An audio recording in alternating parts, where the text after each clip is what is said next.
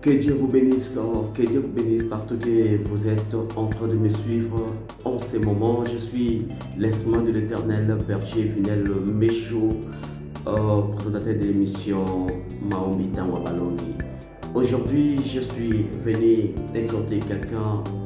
Aujourd'hui, je suis venu exhorter quelqu'un qui a besoin d'aller de l'avant dans sa vie ou avec sa vie. Alors, mon message est basé sur les miracles. Le thème est « Ne méprise pas ce que tu as entre tes mains ». Parce que Dieu opère toujours par ce que nous possédons dans la vie. Tu as quoi dans tes mains?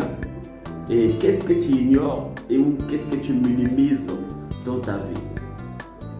Dieu opère toujours avec ce que nous possédons déjà.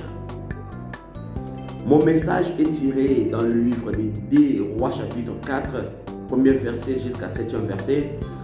Là, la Bible nous parle sur la veuve du prophète.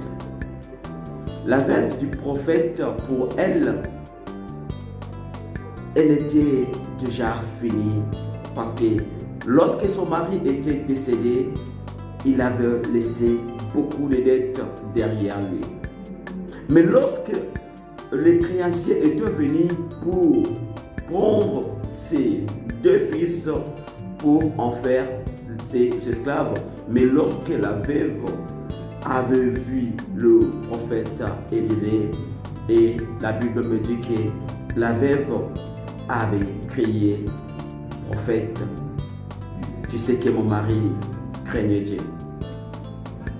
Mais le créancier est venu pour récupérer nos deux enfants pour en faire ses esclaves. Mais lorsqu'Élisée lui avait demandé: femme, qu'est-ce que tu as à la maison? La femme répondit: je n'ai rien.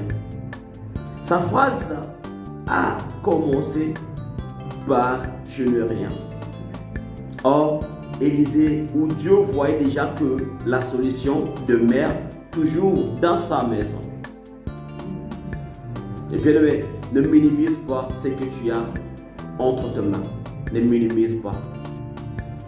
Concentre-toi sur ce que Dieu a mis dans tes mains.